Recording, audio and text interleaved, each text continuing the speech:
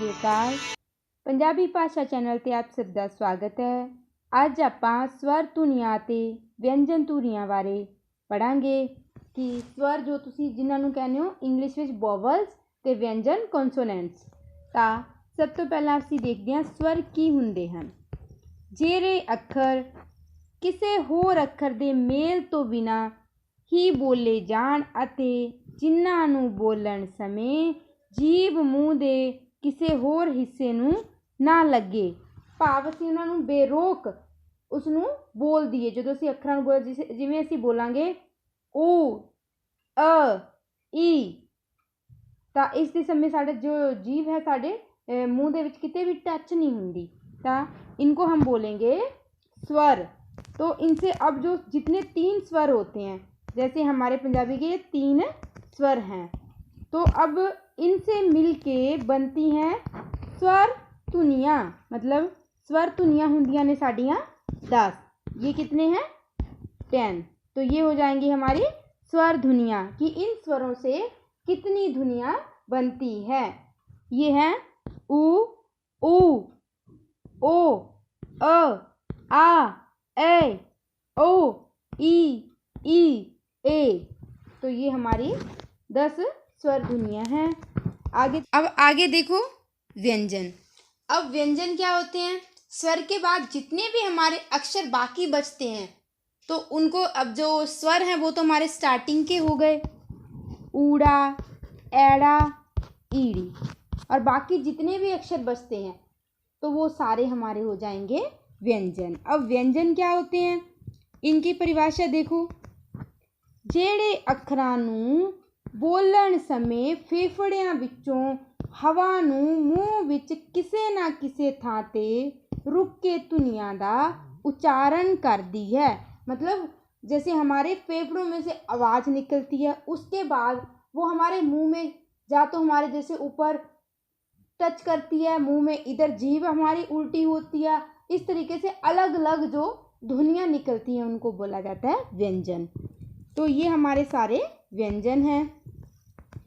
जितने भी ऊ अ ई को छोड़ के जितने भी अक्षर बचते हैं वो हमारे सारे व्यंजन होते हैं। इनको भी हम जैसे इनको अलग अलग वर्गों में बांटा जाता है। जैसे क वर्ग, जैसे आपने हिंदी में भी पढ़ा होगा, ट वर्ग होता है, च वर्ग होता है। तो इनको हम विस्तार से नेक्स्ट वीडियो में पढ़ेंगे। फिर आगे है अनुनासिक। अनुनासिक किसे बोला जाता है? अनुनासिक मतलब ਜਿਹੜੇ शब्द बोलन समय नक विचों आवाज़ निकले उन्हां नूं अनुनासिक कहा जाता है, जो हमारे पंजाबी में है 5।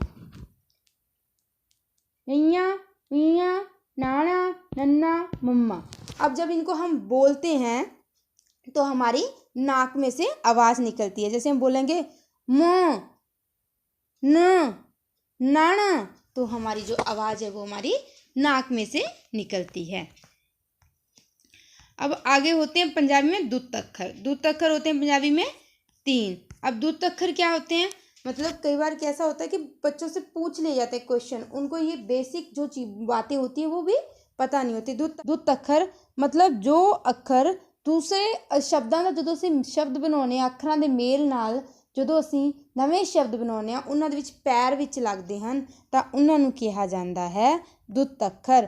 पंजाबी में ये 3 ही अक्षर हैं जो पैर में लगते हैं।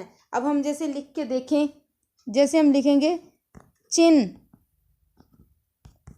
तो ये है इसके पैर में लग गया। फिर आगे 2 अर्धस्वर होते हैं। अर्धस्वर अब मतलब क्या होता है कि जिनका उच्चारण करते समय ना तो व्यंजन की आवाज़ निकले ना ही स्वर की आवाज़ निकले, तो उनको बोला जाता है अर्धस्वर। पंजाबी में ये 2 अर्धस्वर हैं, यैया और वावा। अब आगे देखते हैं हम कि पंजाबी में मात्राएं कितनी हैं। इसके बारे में हम पहले कई बार पढ़ चुके हैं। पंजाबी में पंजाबी भाषा की 10 मात्राएं होती हैं। पहली जो होती है मुक्ता। मुक्ता का कोई चिन्ह नहीं होता। मतलब मुक्ता जैसे हम अक्षर लिखते हैं, हमने लिखा अमन, चमन, कमल। अब जैसे हमने अक्षर लिए हैं, उनके साथ और कोई मात्रा भी नहीं आई है, इसका भी कोई चिन्ह नहीं है, तो हम जैसे अक्षरों को इसी ऐसे ही हम लिखेंगे, खटमल, बस, रस। तो ये सब क्या हो जाएंगे, मुक्ता मात्रा के उदाहरण। मैंने इसमें आपको बताया, पहले भी हम कई दफ़ा इसके बारे में पढ़ चुके हैं। उसके बाद हमारी नेक्स्ट है कन्ना। कन्ना यानी कि आ की मात्रा। जैसे इसका ये चिन्ह होता है आधा डंडा, तो हम जैसे लिखेंगे कार, राम, तो ये हमारी कन्ना मात्रा होगी। फिर आगे है हमारी सिहारी। सिहारी यानी कि हमारी जो ई की मात्रा होती है। जैसे हम लिखें सिर, खिड़, तो ये हमारे उदाहरण हो गए सिहारी के, हमारी ई की मात्रा के। अब आगे देखो, आगे है बिहारी। बिहारी यानी कि जो आपकी बड़ी ई की मात्रा होती है। जैसे हमने लिखा रीत, मीत, सीख, ऐसे बहुत सारे एग्जाम्पल इसके आप देख सकते हो। फिर है औंकड़। औंकड़ यानी कि जो ऊ की मात्रा है। हमने लिखा दूर, मुड़, तो ये हमारे हो गए औंकड़ के यानी कि ऊ की मात्रा के उदाहरण। आगे है दुलैंकड़। दुलैंकड़ यानी कि जो बड़े ऊ की मात्रा हो गई। हमने लिखा दूर,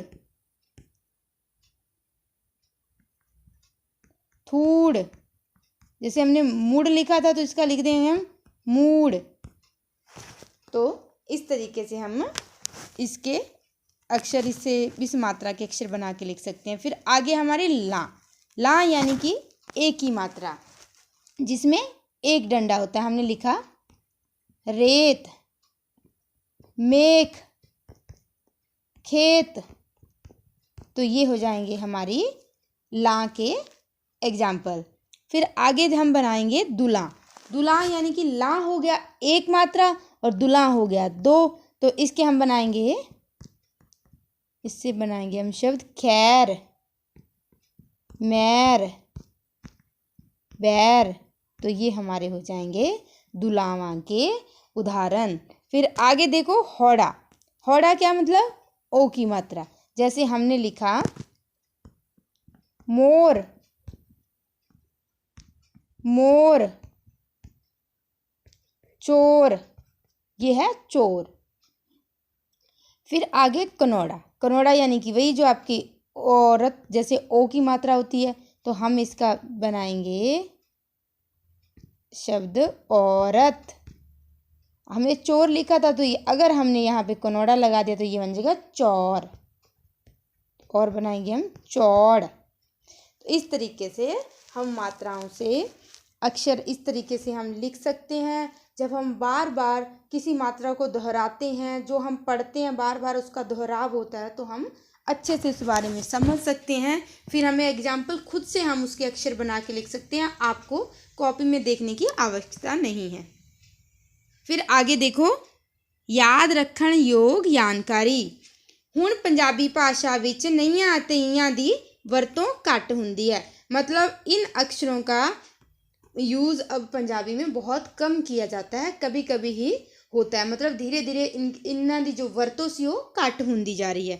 फिर अगे है यैया और वावा अते नाना नाल कोई शब्द आरंभ नहीं होता। मतलब ये जो तीनों अक्षर हैं इनसे कोई भी शब्द है उसको हम आरंभ नहीं कर सकते। मतलब स्टार्टिंग में हम इन अक्षरों का यूज़ नहीं कर सकते। ਤਾਂ ਅੱਜ ਅਸੀਂ ਪੰਜਾਬੀ ਭਾਸ਼ਾ ਨਾਲ ਸੰਬੰਧਿਤ ਕੁਝ ਸਵਰ, ਵਿਅੰਜਨ ਅਤੇ ਮਾਤਰਾਵਾਂ ਬਾਰੇ ਪੜ੍ਹਿਆ ਹੈ। ਆਸ ਕਰਦੀ ਹਾਂ ਕਿ ਤੁਹਾਨੂੰ ਸਮਝ ਆਇਆ ਹੋਵੇਗਾ। ਧੰਨਵਾਦ।